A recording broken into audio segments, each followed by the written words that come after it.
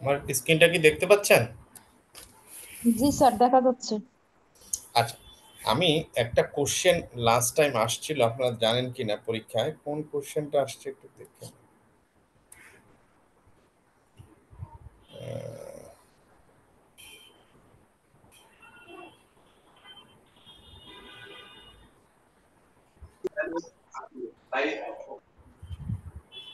Sir, November December 5 নম্বর question, গ্রুপের আপনার XYZ গ্রুপের statement of cash flow.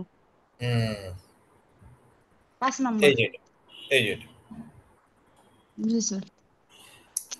On 1st October 2023, JATEX Limited bought 100% of new subsidiary KD Limited. At this, the statement of financial position of KD Limited disclose the following: consolidated income statement, profit before tax, সব দেওয়া আছে। এরপরে আইসা বলছে জ্যাটেক্স group company দেওয়া আছে। তারপরে বলছে যে আপনার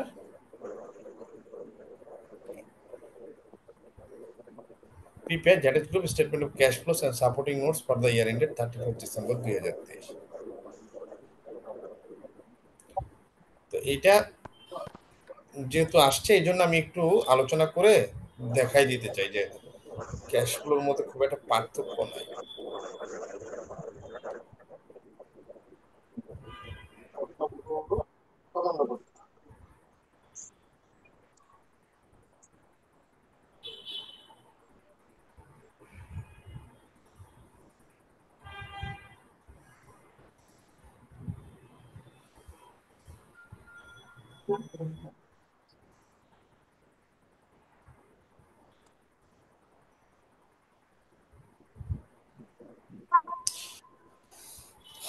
আমরা তো জানি individual company statement of cash flows কিভাবে করতে হয়, সেটা আমরা ধরে নিলাম সবাই জানি। Cash flows from operating activities, investing activities, financing activities, দুইটা মেথডে হয়, ডাইরেক্ট ইনডাইরেক্ট। ওগুলো আমরা খুব আমাদের কাজ না।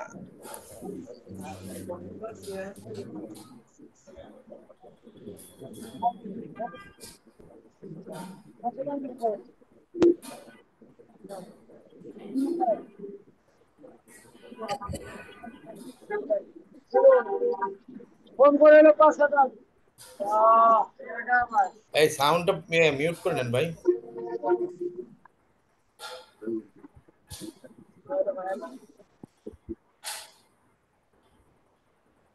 এইখানে পড়েন কি বলছে, পড়েন।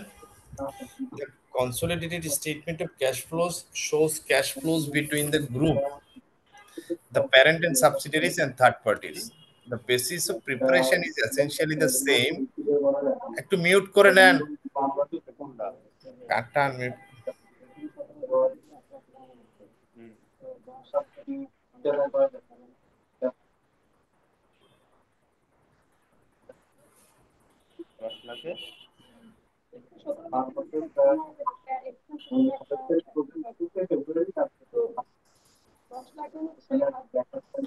কার মোবাইলটা, কারো একটা আনমিউট করা আছে। এই পথ রেসপন্সিবল হলে চন্দ্রনাথ, হয়, পিএল এর আপনার স্টুডেন্ট ক্লাস মাইক্রোফোনটা একটু চলতেছে, মিউট করেন মাইক্রোফোন প্লিজ। অন করে রাখছে। নিজে ক্লাস করতেছে না, কাউকে ক্লাস করতে দিচ্ছে না।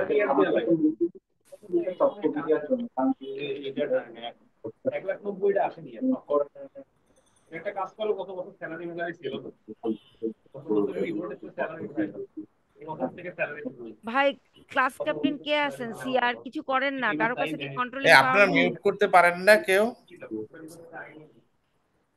ফোর্স মিউট করে দেন উনাকে, উনার কি ক্লাস করার রাইট আছে? হ্যাঁ, আবার বললে করে দিলেন।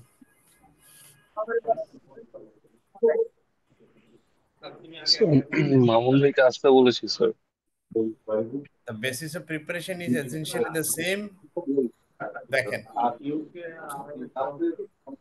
the basis of preparation is essentially the same as per the individual statement of cash flows. এখানে dividend paid to the non-controlling interest are presented separately, classified as cash flows from financing activities. এইটুকুই difference.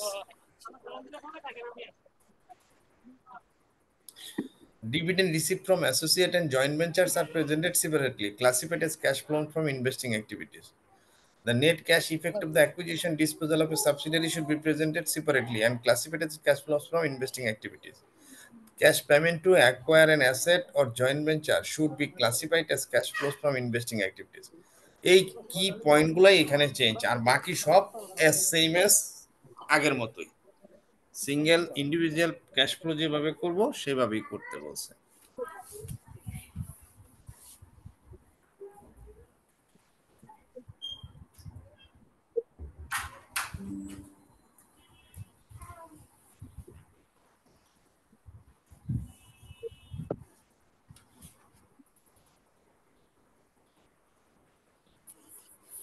তো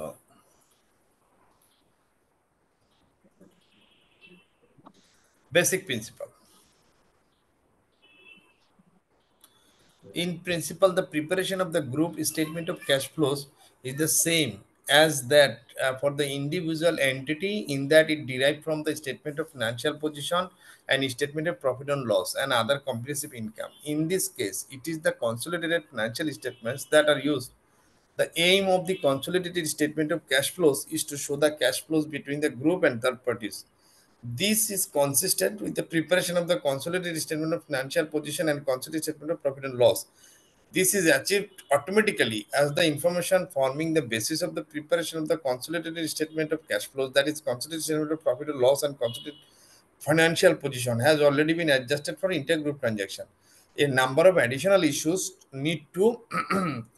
do need to be considered. However, cash paid to non-controlling interest, dividend paid, ওই যে উপরে বলে দিছে কি করতে হবে, cash receive from associate joint venture, dividend receive, acquisition or disposal of subsidiaries, net cash of acquired or lost, acquisition of associates and joint ventures. We will consider each of these in the remainder of this chapter.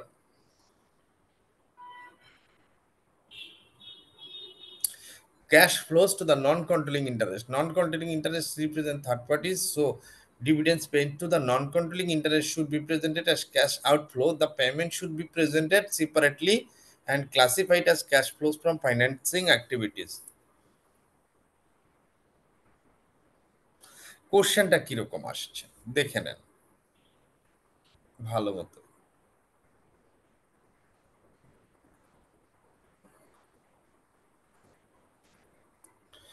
বলছে 1 অক্টোবর 2023 Zatex limited bought 100% of new subsidiary. 100% যদি হয়ে যায় তাহলে তো non controlling interest নাই। Sir এই কোশ্চেনটা কোথা থেকে নেওয়া, কাইন্ডলি একটু ইনফরমেশন দিলে। নভেম্বর ডিসেম্বর 2024 5 নম্বর প্রশ্ন।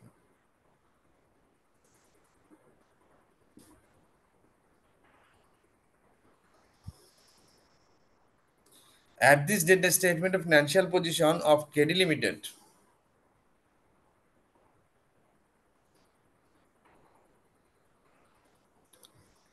দেওয়া আছে।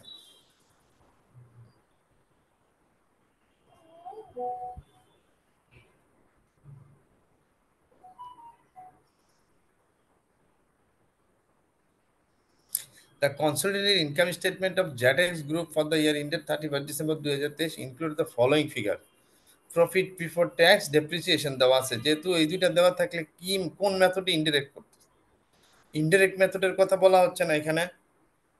জি স্যার, ইনডাইরেক্ট মেথডে ইন্ডিকেট করছে, এটাই বুঝতে হবে আপনাদের। হ্যাঁ, তারপরে there was no issues on redemption of shares in the year due to a government scheme to promote the activities. The JATEX Group is involved in, neither company pays any tax. The statement of financial position of the JATEX Group of companies at 31st December 2022 and 31st December 2023, তার মানে ইয়ার and হচ্ছে কি আপনার ডিসেম্বরে, আর সে purchase করছে কবে, অক্টোবরে, তাহলে অক্টোবর নভেম্বর ডিসেম্বর 3 মাস।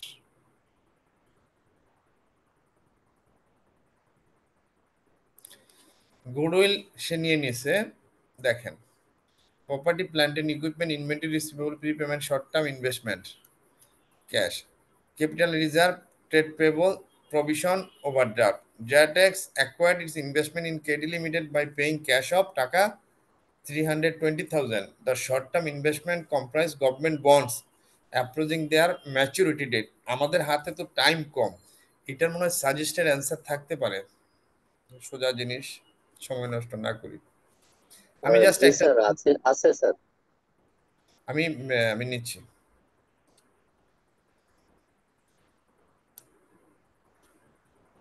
থাকলে আমি সাজেস্টেড অ্যান্সারটা দেখাই দিলে আপনাদের জন্য করতে সুবিধা হবে। জি স্যার, অ্যান্সারে দেওয়া আছে স্যার।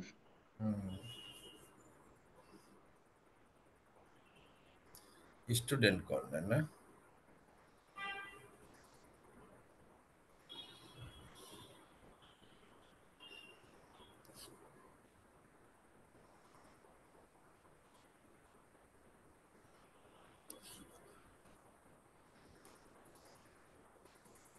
আপনাদের জন্য কত সুবিধা, এই সাজেস্টেড অ্যান্সার কিনতাম কত, 500 টাকা নিত আমাদের কাছে।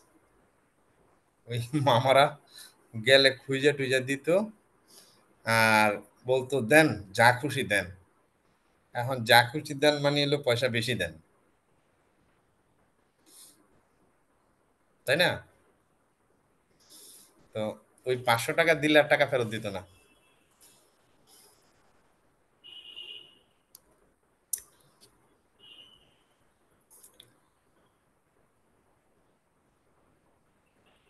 স্যার আপনাদের সময় পরীক্ষার ফি কত ছিল স্যার? হ্যাঁ, আপনাদের সময় পরীক্ষার ফি কেমন ছিল স্যার? আমাদের সময় বিভিন্ন কলেজে পড়তো। আমার যতটা মনে পড়ে বেইলি রোডে একটা কলেজ আছে, কি নাম, ওদিকে পড়ছে। সিদ্ধেশ্বরী গার্লস কলেজে পড়তো, হ্যাঁ হ্যাঁ হ্যাঁ আমাদেরও হ্যাঁ, পড়ছে। ফিস কেমন ওদিকেই। ছিল স্যার? হ্যাঁ, ফিস বুঝি নাই। ওদিকেই মানে স্যার সিদ্ধেশ্বরী। এক্সাম ফিস কেমন হইতো স্যার? ও, ফিসটা খুব কম ছিল আমাদের। রেজিস্ট্রেশন ফি তো 3,500 টাকা। আপনাদের তো এখন কত, 28,000 না কত? ফিস অনেক কম ছিল। খুব মানে অল্প, অল্প পরিমাণে। ওই 500-700 টাকা নিত পরীক্ষার ফি, 750 টাকা। আর আপনার রেজিস্ট্রেশন ফি ছিল 3,500 টাকা।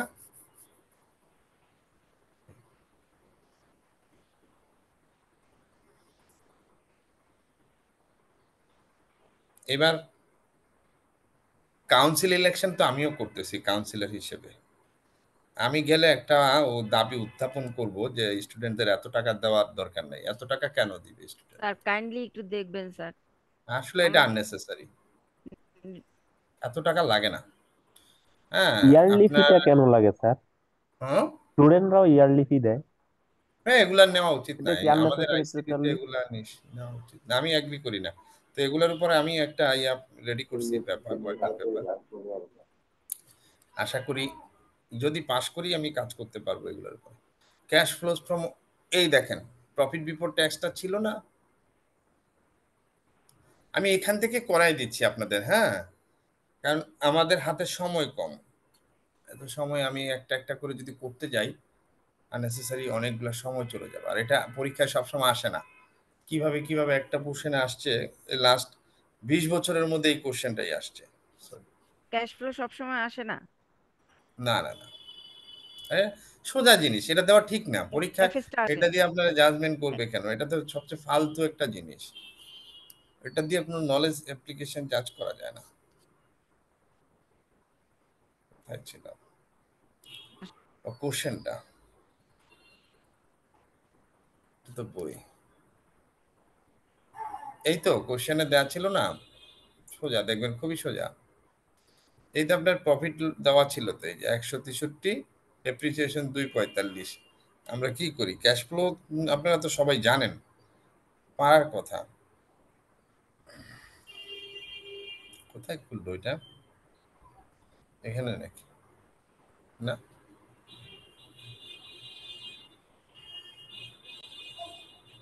সাজেস্টেড অ্যান্সারটা কোথায়? স্যার সাজেস্টেড সার্চ অ্যান্সার বক্সে থাকে। ব্রাউজারই আছে, অন্য হ্যাঁ, আরেকটা কেন ব্রাউজার। স্যার? আচ্ছা, অসুবিধা নেই।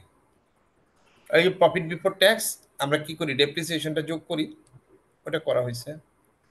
তারপরে ওই যে ইনভেন্টরি কমা বাড়া, 172 মাইনাস 170 মাইনাস 14 থেকে আসলো।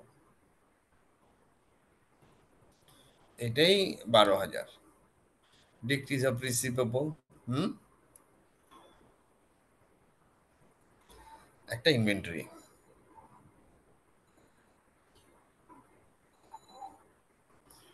এই যে ইনভেন্টরি 172 170, তাই তো?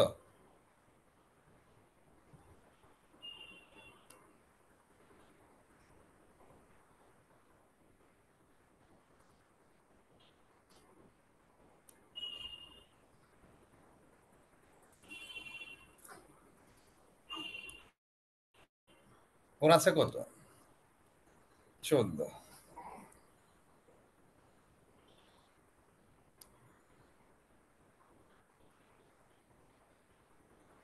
এই যে 172 ওপেনিং ব্যালেন্স দুইটা বাদ দিতে হবে না?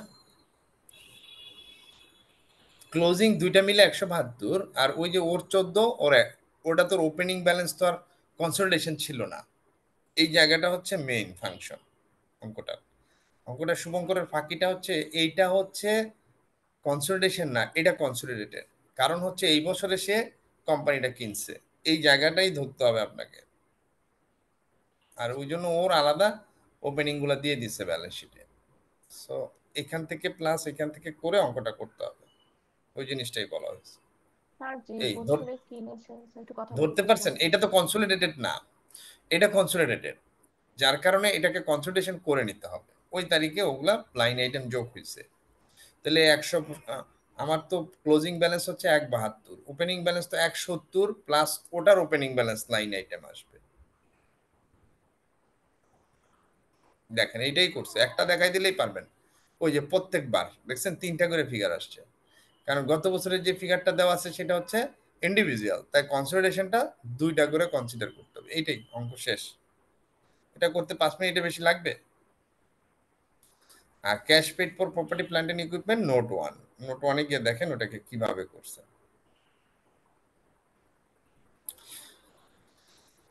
ব্যালেন্স ছিল ওপেনিং ব্যালেন্স, এটা ডেপ্রিসিয়েশন ক্রেডিট দিকে যায়, আর 2,75,000 4,20,000 ক্যাশ ব্যালেন্স 15,50, এগুলা সব ওখান থেকে আসছে। তাহলে এটা দেখাই দিই। 11 লাখ ওপেনিং,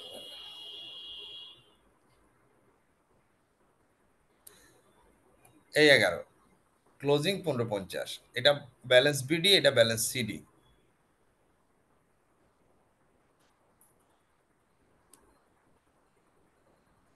এই যে ব্যালেন্স বিডি, এই ব্যালেন্স সিডি, দুটা বসাই দিলেন।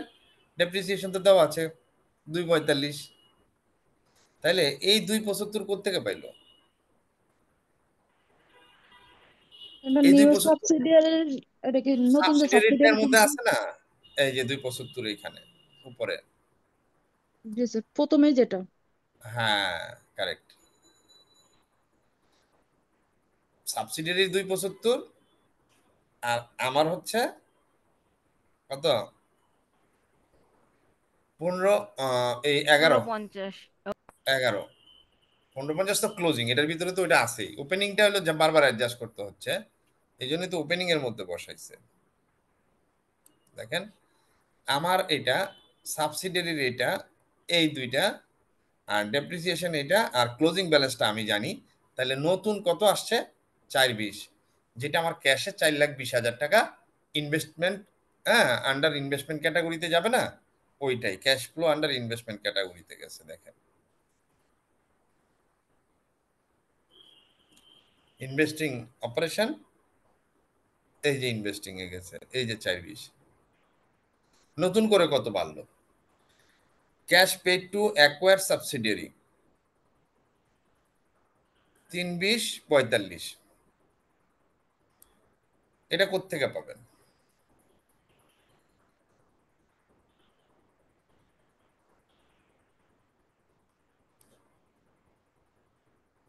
নিচে নোট আছে,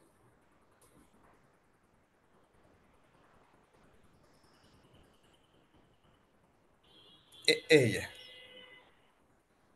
এই যে 3,20 property plant and equipment inventory, ওই যে ভ্যালুগুলা আচ্ছা, সেই ভ্যালুগুলা নিবে, সব ভ্যালু। এই যে লাইন আইটেম কিন্তু উল্টা পাল্টা করা আছে, হ্যাঁ।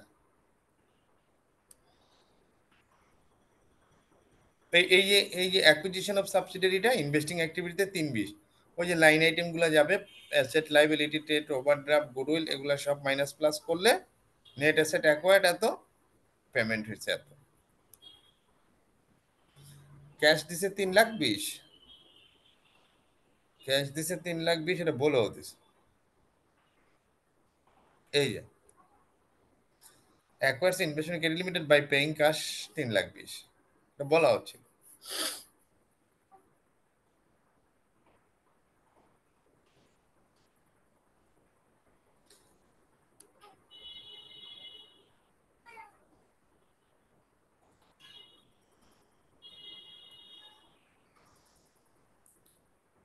আর আপনার এইখানে ক্যাশ পেড 3,20,000, আর 45টা কি ছিল?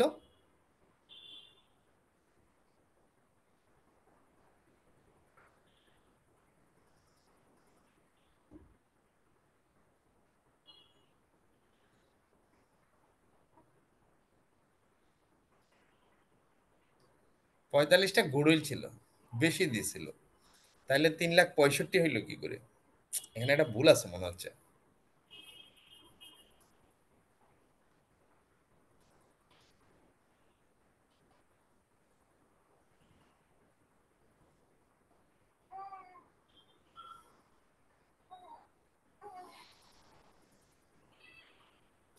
সাজেস্টেড অ্যান্সার গুলোতে প্রচুর ভুল থাকে, হ্যাঁ।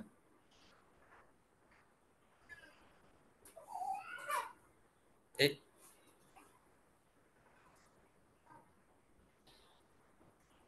আমার 1 মিনিট সময় দিবেন প্লিজ।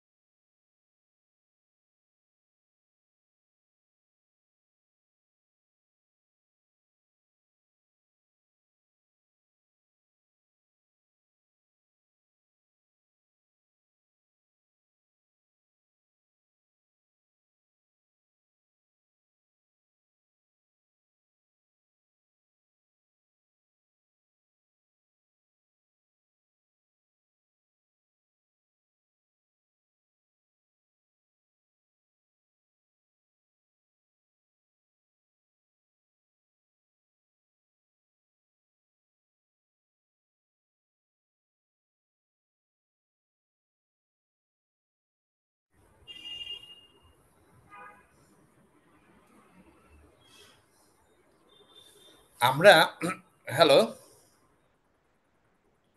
Yes sir. বলছে কি দেখেন, the short term investment comprise government bonds approaching their maturity date, which the company considered to be subject to only an insignificant chance of change in value, and investment in shares in other companies. The split was government bond 2023-এ 10 টাকা, 2024-এ 24 টাকা, শেয়ারে 20 টাকা, আর এখানে 36 টাকা। তাহলে এইখানে দেখেন, এই 36 টাকার মধ্যে 20 টাকা হয়ে গেছে, তাহলে এই এখানে কত আসছে? 16, আর এখানে 24, 14। এই এই যে কমলো 60 থেকে 30 হয়ে গেল, তাহলে 30 রিকভারি হয়েছে, এটাই বলছে এখানে।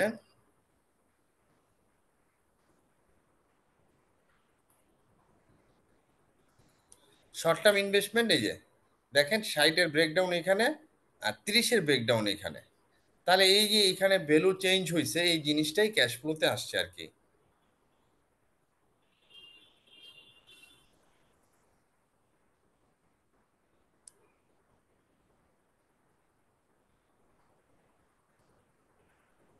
সাজেস্টেড এই যে আপনার cash receipt on sell of share 26 minus 20 16, এটা কোথায় পেলো? 26 মাইনাস 20, ফোনটা ধরে নি।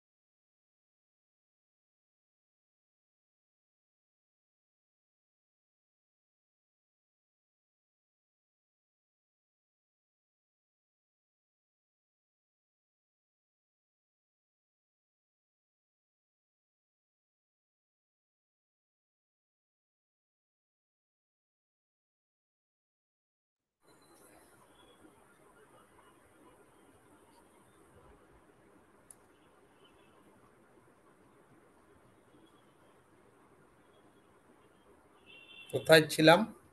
হ্যালো,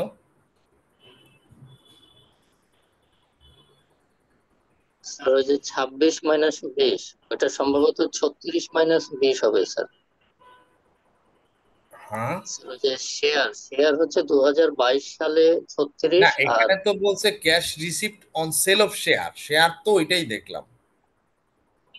শেয়ার কত দেখেন, শেয়ারের কলামটা কত? বুট আমি ইন্ডিয়া যাও, শেয়ার তো এই যে 36 মাইনাস 20ই আছে। 36 স্যার মাইনাস এখানে 20, এটা শুধু শেয়ারের কথা বলছে না, ইনভেস্টমেন্ট তো বলে নাই।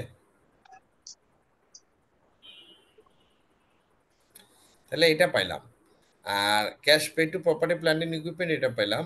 Cash pay to acquire subsidiary এই 45 কোত্থেকে পেলো এটা একটু দে, আমি পুরো কোশ্চেনটা পড়ি নাই তো, যার কারণে সময় বাঁচাইতে গিয়ে এই এগুলা ঠিক আছে, এই পর্যন্ত আপনারা ইজিলি পারবেন। এইখানে এসে তিনটা আইটেম আসতেছে, in additionally investing activity net cash used in investing activities, তারপরে decrease in cash and cash equivalents. তাহলে ফাইন্যান্সিং অ্যাক্টিভিটির কোনো ইয়া নাই, ওরা দেখায় নাই।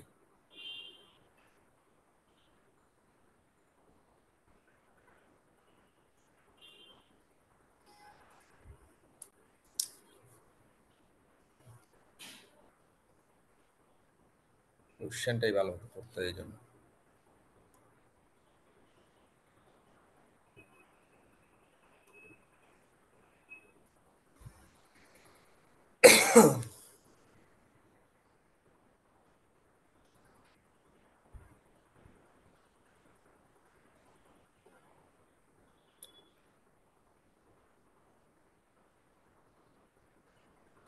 এই যে বন্ডেরটা, গভর্নমেন্ট বন্ডেরটা কিন্তু কমে গেছে, এইটার কি কারণ বলছে? The short term investment companies government bond approaching their maturity date, which the company considered to be subject to only an insignificant change of change in value and investment in share in other companies if it was এত। তারপরে বলছে trade payable, provision for overdraft সবই ঠিক আছে, capital and reserve.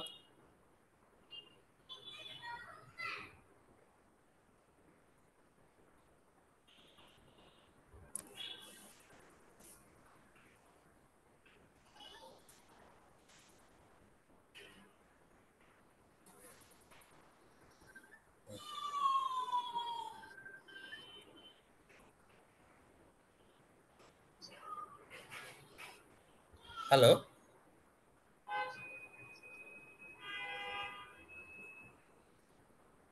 Hello, জি sir. না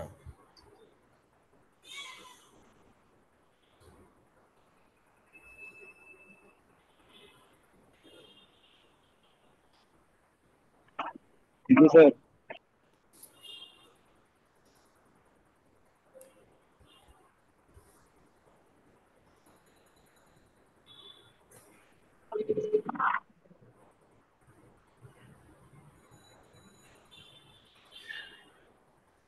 এইখানে একটা ওভারড্রাফট আছে 45,000, এগুলো তো আমরা কনসিডার করছি না ওপেনিং ব্যালেন্সের সাথে সাথে।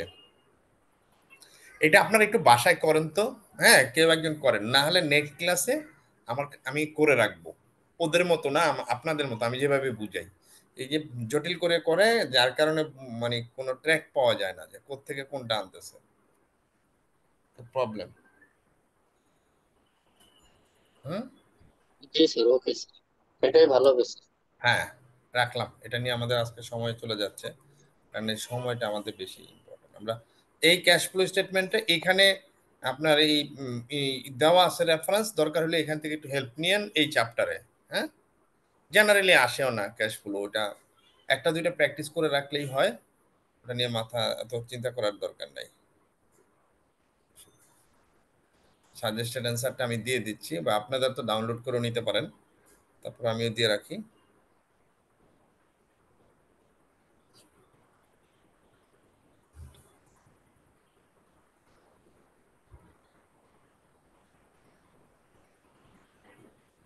বাসা একবার করেন, ওনার ওনার ওনারটার মতো না হলে নাই, আপনার মতো হইলেও হবে। আমার কাছে কোথাও একটা ভুল লাগতেছে, আমি নিজে করব, বাসায় বসে করে আবার আপনাদের দিব, নিজেরা ট্রাই করেন। সাজেস্টেড অ্যান্সারের কাছে কোথাও একটা ভুল আমার কাছে মনে হচ্ছে আছে।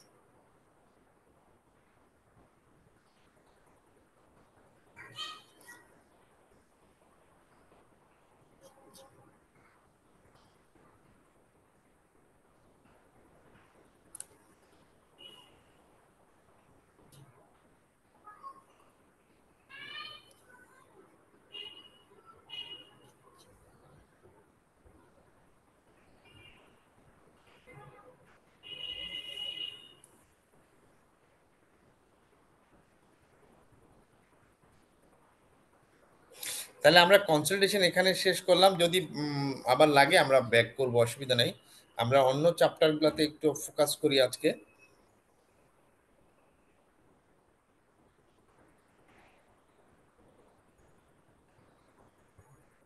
এটা আমাদের সিলেবাস ছিল, reporting framework and ethics, format of financial statements.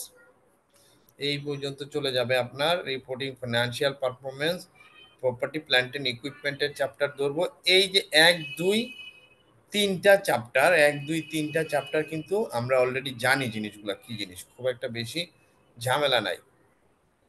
আমাদের প্রপার্টি প্ল্যান্ট এন্ড ইকুইপমেন্ট একটু ভালো মতো পড়তে হবে, then intangible asset, revenue, inventories, lease, financial institutions, instrument. 1 2 3 4 5টা চ্যাপ্টার ভালো মতো পড়তে হবে। এই 5টা চ্যাপ্টারে আমাদের মিনিমাম 5টা ক্লাস লাগবে, তো আমরা সেটা এখন থেকেই হিসেব করে নেব।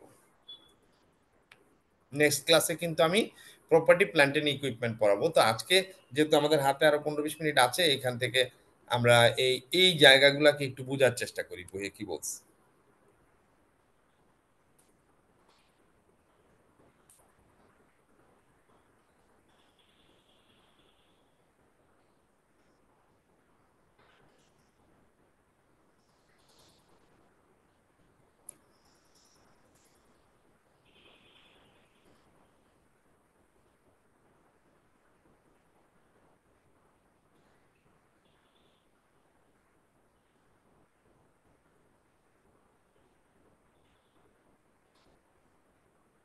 আপনাদের কি 3.5 ঘন্টা হয় পরীক্ষাটা? জি স্যার। আচ্ছা, ঠিকই আছে।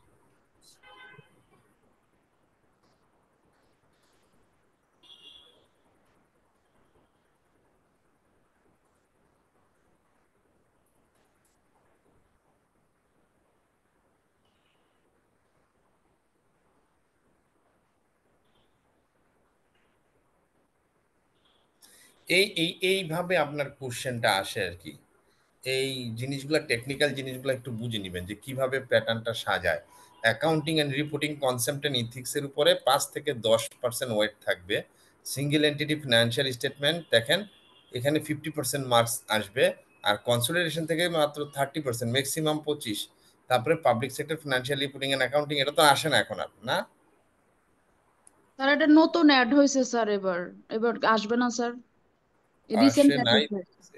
আচ্ছা ঠিক আছে, এটার উপর আলোকপাত করবো না। আগে মাঝখান দিয়ে ছিল না, আবার আমাদের সময় ছিল public sector financial reporting and accounting, আমাদের কিন্তু কোশ্চেন আসতো 20 মার্ক, খুব সোজা ছিল, 20 মার্ক আসতোই। তা আমরা ওইখানেই আগেই অ্যান্সার করে ফেলতাম, এটা খুব সোজা সিস্টেম। যেহেতু এবার নতুন আসছে, তো মনে হয় আসতেও পারে 10 থেকে 15 মার্ক। তা আমরা শেষে একটু আলোচনা করে নেব, অসুবিধা নেই। স্যার এইটার জন্য আলাদা আরেকটা অংশ আপলোড করা আছে স্যার, এই ম্যানুয়ালে নাই স্যার। ওইটা আমাকে দিয়ে দিন, হ্যাঁ, বা নিয়ে নিব না। স্যার ওই আইসিবির ওয়েবসাইটও আছে, আমি স্যার এই যে এখন চ্যাট বক্সে দিতে পারি স্যার। দেন আমাকে দিয়ে রাখ। জি স্যার।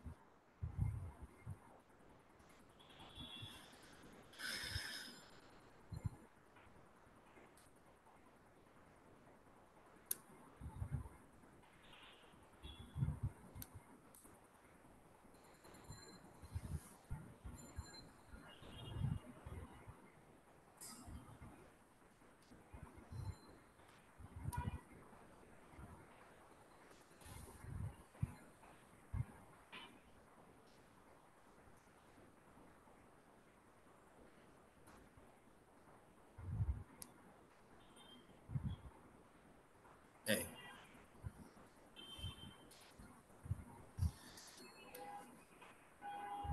আমরা তো দেখছি যে in Bangladesh all companies must comply with the provision of the companies act.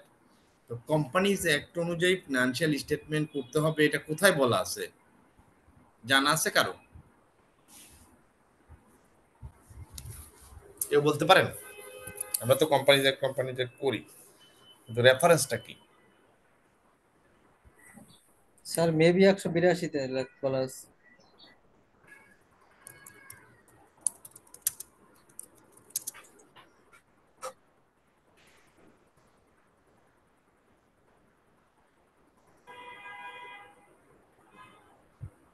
আসে না কেন?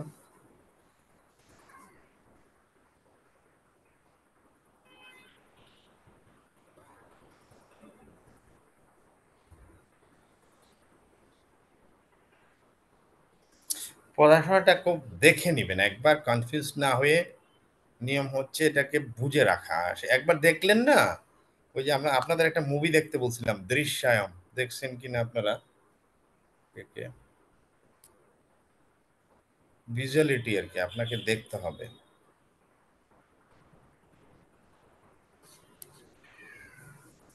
এটা হচ্ছে কোম্পানির হিসাব বহি ইত্যাদি পরিদর্শন, তারপরে বার্ষিক ব্যালেন্স শিট, এই 185-তে ব্যালেন্স শিট এবং লাভ ক্ষতি হিসাবের ছক এবং বিষয়বস্তু। তার মানে আমাদের জন্য কোনটা 185 হবে না?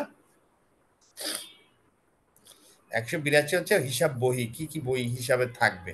আর আমরা কোথায় আছি, আমরা কোনটা নিয়ে আলাপ করতেছি? Financial statement. তাহলে ফিনান্সিয়াল স্টেটমেন্ট কোনটা রেফার করবে? 185। Correct.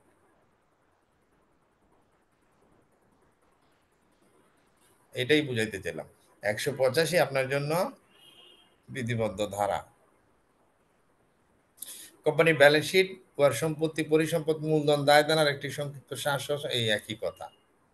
এই হইলো লাভ ক্ষতি হিসাব ব্যালেন্স শিটের জন্য এই ধারাগুলা বলা আছে। এখন আইনগুলা চেঞ্জ করে দেওয়া উচিত। এখনো কোম্পানিজ আইন 1994 সেই আগের দেন ধারণা অনুযায়ী করা আছে। এখন এখানে আইএফআরএস এর এগুলা নিয়ে আসা উচিত। যা হোক, এটা যারা করবে তারা করবে, আমাদের জানার দরকার, আমরা জানলাম। তারপরে কোথায় ছিলাম? বলছে companies act in Bangladesh financial statement must be prepared in accordance with the IFRS. তাইলে আইএফআরএস স্ট্যান্ডার্ড হবে। আমরা অনেকেই এখনো পর্যন্ত লিখি অ্যাজ অ্যাডপ্টেড ইন বাংলাদেশ, এই কথাটা কি লেখা যায়?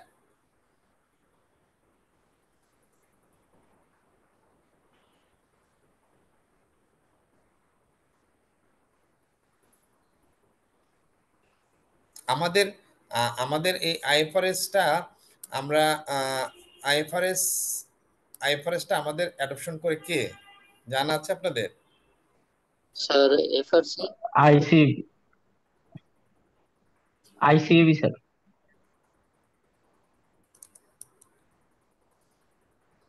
আইসিবি আগে করতো, এখন হচ্ছে ও আচ্ছা। Financial reporting council. হ্যাঁ, আইসিবি থেকে এটা চলে গেছে ওদের কাছে। হ্যাঁ, কারণ আমি আইন করলাম, আমি মানলাম, কনফ্লিক্ট অফ ইন্টারেস্ট না, যার কারণে এটা আপনার চলে আসছে এখন এফআরসির কাছে।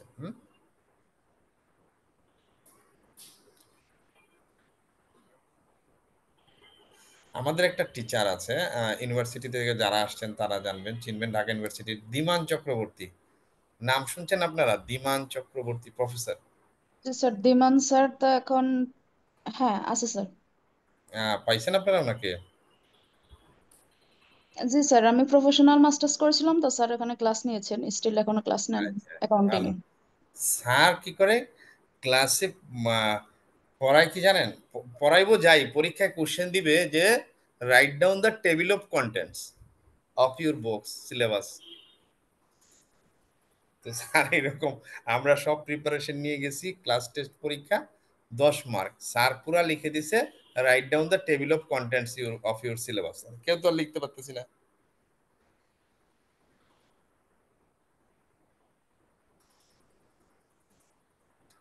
এফআরসি উদ্দেশ্য লিখলো, আমি পাইতেছি না কেন এখানে, কই গেল উদ্দেশ্য? ওয়েবসাইটে নাই, খালি। স্যার কর্পোরেট লয়ের বইতে পাওয়া যেতে পারে স্যার। বলতে কেন পাবো? আমি তো, এটা তো এখানে হবে নিশ্চিত। দেখেন এখানে কিছুই নাই, মনে হয় ওয়েবসাইটে কোনো ঝামেলা হয়েছে। এই যে দেখেন মানদণ্ড সমূহ,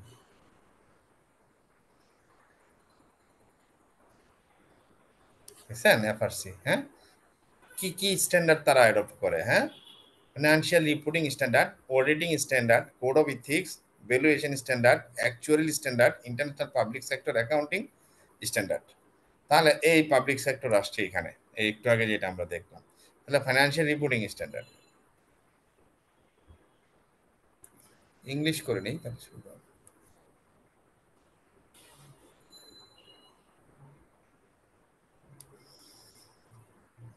দুইটা আইএফআরএস আছে, IFRS for accounting standard, IFRS for SME. International financial reporting standard,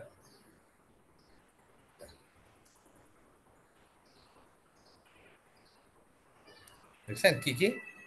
এই যে যা যা কনসেপচুয়াল ফ্রেমওয়ার্ক, আইএফআরএস, আইএস, আইএফআরআইসি সব কিন্তু আছে এখানে সুন্দর মতো। হ্যাঁ, সো এই আমি এখানে দেখাই দিলাম যে দে আর দ্য অ্যাডাপশন করবে ওনারা। এই আগে কিন্তু আপনাকে কনসেপচুয়াল ফ্রেমওয়ার্কটা ভালো মতো পড়তে হবে, এখান থেকে কিন্তু কোশ্চেন আসতে পারে।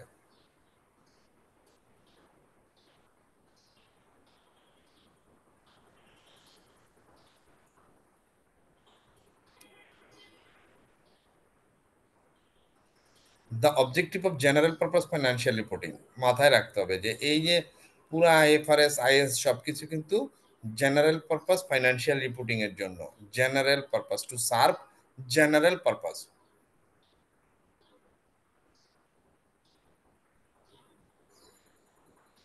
এইটা পড়বেন আপনারা, হ্যাঁ এটা ভালো মতো পড়বেন, এখানে সব দেওয়া আছে আপ টু ডেট। কারণ আমাদের হুবহু ইয়ে করতে হয়, অ্যাডপশন করতে হয়, আমাদের দেশে দাড়ি কমা ফুল স্টপ সম্পূর্ণটাই আমরা নিয়ে নিই, এখান থেকে এক্সেপশন আমরা করি না জেনারেলি, আমাদের ওই রিসোর্স নাই যার কারণে। হ্যাঁ, তো এই মুহূর্তে আমাদের ফাইন্যান্সিয়াল রিপোর্টিং এর কাউন্সিলের চেয়ারম্যান হচ্ছে মনে হয় ভারপ্রাপ্ত চেয়ারম্যান, হয়তো ভারপ্রাপ্ত ডক্টর মোহাম্মদ আবু ইউসুফ। কারণ আগের চেয়ারম্যান ছিল হামিদুল্লাহ ভুইয়া স্যার, উনি মারা যাওয়ার পরে উনি দায়িত্ব নিচ্ছেন ভারপ্রাপ্ত, এখনো পর্যন্ত পূর্ণাঙ্গ কাউন্সিল হয় নাই, দেখা যাক।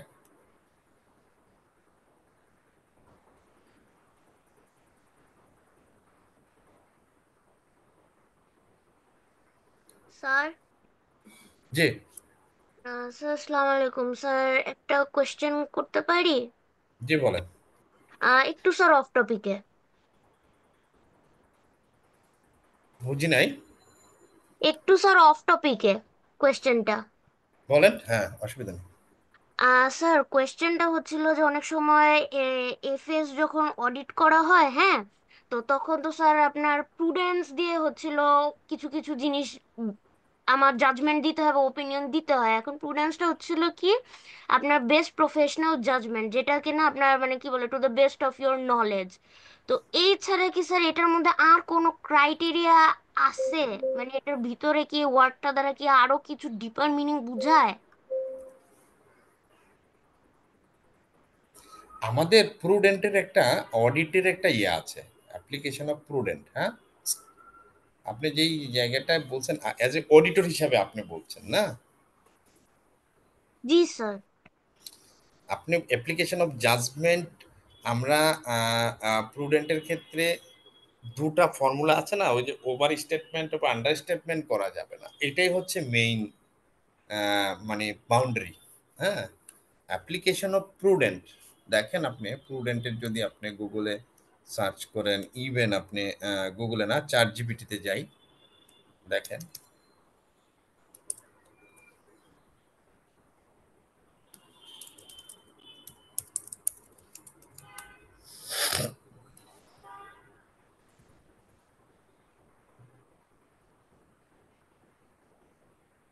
জি স্যার, দেখছেন। অ্যাসেট এন্ড ইনকাম মানে ওভার স্টেটেড করা যাবে না, আর লায়াবিলিটি ইয়ে করা যাবে না, আন্ডারস্টেট করা আর যাবে। এখানে কি বলছে দেখেন, the prudent refers to being careful, wise and exercise good judgement especially in making decision or handling situations. A prudent person considers all the factors before making a choice and seeks to avoid unnecessary risks. It is a quality of being cautious, sensible, and thoughtful, often with the goal of avoiding problems in the future. Example of prudent financial decision, prudent advice, prudent behavior. This is a general term, হ্যাঁ, আপনি যদি একটু elaborate করেন যে application of prudent, হ্যাঁ, in audit,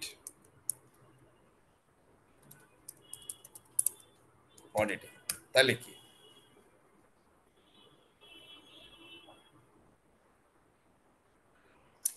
আমি এই chat জিপিটির number তো আছে আপনাদের কাছে না, গুগলে সার্চ দিলে পাওয়া যায়। নিয়ে সেভ করে নেবেন। এই যে যখন আপনারা জ্যামে জটে বসে থাকেন, রোল না করে এগুলা করবেন, দেখছেন প্রত্যেকটা পয়েন্টে পয়েন্টে কিভাবে অ্যাপ্লিকেশন করবেন সবগুলা জিনিস বলা আছে এখানে। আপনি ইয়ে কোশ্চেনটা যিনি করেছেন আপনি বুঝতে পারতেছেন উত্তরটা কিভাবে বের করবেন? জি স্যার। উপকার হয়েছে? জি স্যার। স্যার আরেকটা কোশ্চেন করি, মানে আপনাকে এটা। বলেন। স্যার এখন তো চ্যাট জিপিটি, মানে আপনাদের আমলে এগুলি এত কিছু কিভাবে কভার করছেন? মানে অডিট স্ট্যান্ডার্ড, আইএফআরএস, এগুলো তো বিশাল, শেষ করা তো যায় না। মজার ব্যাপার কি, আপনি যখন কাজ করবেন তখন আমি আমারটা বলি, আমার পার্সোনাল এক্সপিরিয়েন্স বলি। আমি যখন 2000 না 1997-এ ঢাকা ইউনিভার্সিটি পড়ি, দেন 98 99, তখন তো ইন্টারনেটের এত যোগটা ছিল না। 2004-এ যখন বের হই তখন মোটামুটি একটা ইন্টারনেটের ব্যবহার শুরু হয়েছে, ওয়েবসাইট, হ্যাঁ, গুগলের ব্যবহারগুলো শুরু হয়েছে, হ্যাঁ, বিভিন্ন সাইটে গিয়ে তথ্যগুলো পাওয়া যায়। তখন আমি আমার নিজের জমানো টাকা দিয়ে একটা ল্যাপটপ কিনছিলাম 1,40,000 টাকা দিয়ে, একটা ফুজিৎসু ল্যাপটপ, সুন্দর। আপনার ওই ল্যাপটপটা আমি তখন ইন্টারনেট ইনস্টল করতাম। তখন ইন্টারনেটের জন্য একটা আলাদা মডেম ছিল, আপনারা দেখেও থাকতে পারেন অনেকে। মডেম ছিল সিটি জি স্যার, সিটি চিনি সেলের স্যার। মডেম। ওই যে বাংলা লায়ন নামে একটা হ্যাঁ, কোম্পানি ছিল, বাংলা লাইক সিটি ধরেন সেলের এরকম মডেম। আর কি। হ্যাঁ, এই এই এই যে এরকম একটা ল্যাপটপ ছিল, আমি যে দেখালাম ছোট্ট একটা ল্যাপটপ, অনেক দাম ছিল। আহ, এরকম একটা নোটবুক ছিল। তো এই আপনার বাংলা লায়নের মডেম ছিল, ইন্টারনেট মডেম। এগুলো আপনাদের জন্য এখন মজার ব্যাপার, এগুলো এখান থেকে ছবি পাওয়া গেলে দেখাইতে পারবো।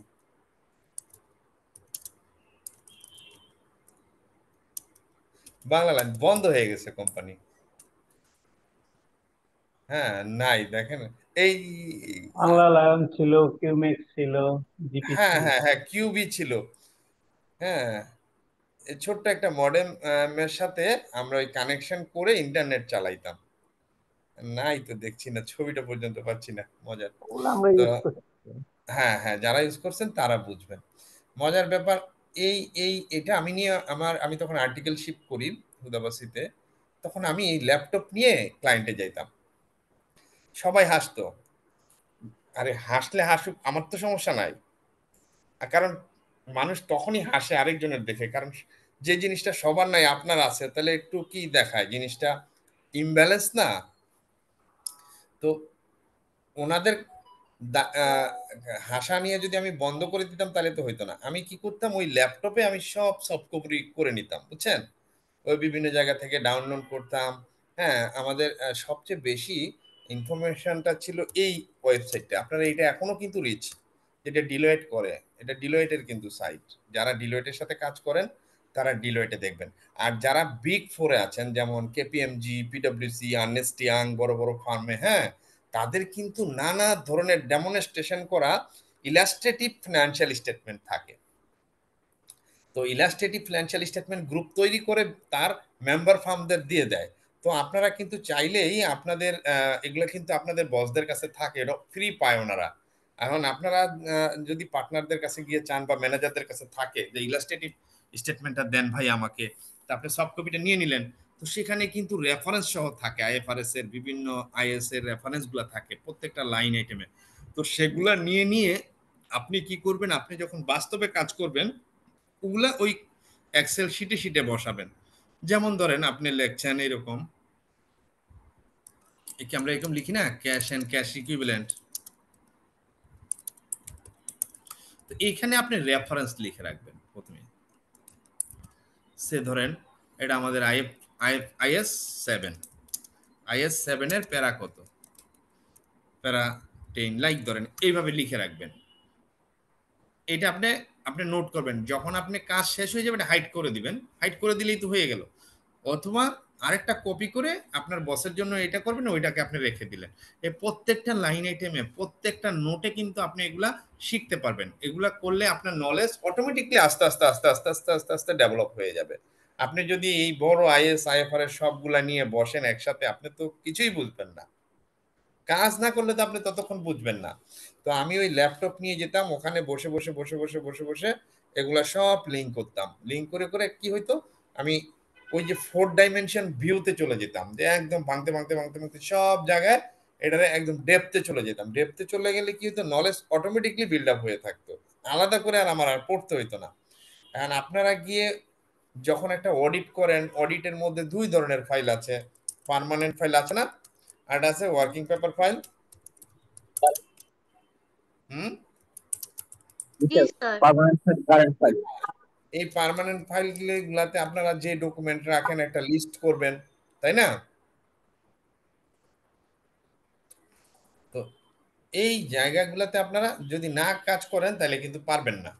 তো এই জন্য আমি ল্যাপটপের কথাটা বললাম। এখনো দেখা যাবে আপনাদের কাছে ল্যাপটপ নাই, কিছু নাই, নোটবুক নাই, আছে মোবাইল। মোবাইল কিন্তু আপনি বেশিক্ষণ ইউজ করতে পারবেন না, আপনার চোখে প্রবলেম করবে, ছোট জিনিস তো।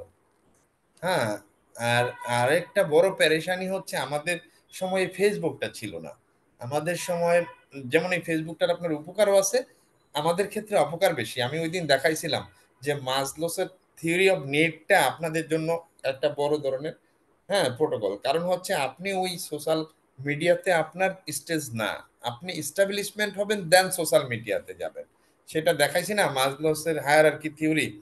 তো এখানে আপনি লিস্ট করবেন মেমোরেন্ডাম এন্ড আর্টিকেল, হ্যাঁ, এগুলো আমরা নিই না, ট্রেড লাইসেন্স, লাইক ধরেন জি এই স্যার। যে লিস্ট, এই ডকুমেন্টগুলো কি একবার দেখতে হবে তো, আপনাকে বুঝতে হবে তো। ধরেন একটা পাওয়ার প্ল্যান্টে গেলেন, তার পার্মানেন্ট ফাইলে তো আরো কিছু আসবে, তার লাইসেন্স আসবে না,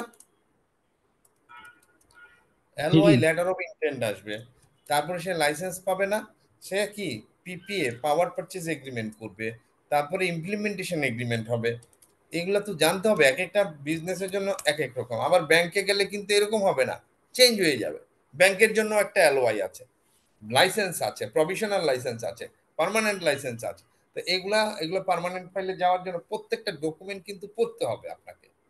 আপনি যদি সময় না দেন, এখন যদি গিয়ে মনে করেন আপনি চার্টার্ড অ্যাকাউন্টেন্ট পড়তে আসছেন, হ্যাঁ, আপনাকে কিন্তু পড়তে হবে, জানতে হবে। বই পড়ার চেয়ে বেশি ডকুমেন্ট পড়তে হবে। প্রচুর প্রচুর ডকুমেন্টের ছড়াছড়ি আছে বিজনেসটা। আপনি যদি ফার্স্ট টাইম অডিটে যান, আপনি কি করবেন, এই ব্যবসাটা যেদিন থেকে শুরু হয়েছে তার হিস্ট্রিগুলো বোঝার চেষ্টা করবেন। আপনি তার নেচার ইঞ্জিনিয়ারিংটা বোঝার চেষ্টা করবেন, যদিও কাজে লাগবে না, কিন্তু ফাংশনের সাথে আপনি আপনি যখন জব করতে যাবেন তখন আপনার এগুলো এক্সপার্টিস কাজে লাগবে। তো এই আপনার জাজমেন্টগুলো আপনি তখন অ্যাপ্লাই করতে পারবেন। তো ওয়ার্কিং পেপার ফাইলে তো আপনারা জানেন কি জিনিস থাকে, আমি এগুলা নিয়ে আলোচনা না করি, জাস্ট কিন্তু প্রত্যেকটা জিনিস আপনি আপনার হাতে বানান, তাহলেই কিন্তু আপনার আস্তে আস্তে আস্তে আস্তে আস্তে নলেজটা ডেভেলপ হয়ে যাবে। বুঝতে পারছেন আমার কথাটা? জি স্যার। ক্লাস নিচ্ছে, আসতেছি। হ্যাঁ, আসবে আসবে, আসতেছি। তো আমরা আজকে শেষ করব এখানেই। তো আজকে তো আর কোনো এখানে কাজ করি না, এই জন্য এটার আপলোড দিলাম না, আপনাদের কাছে আছে জিনিসটা।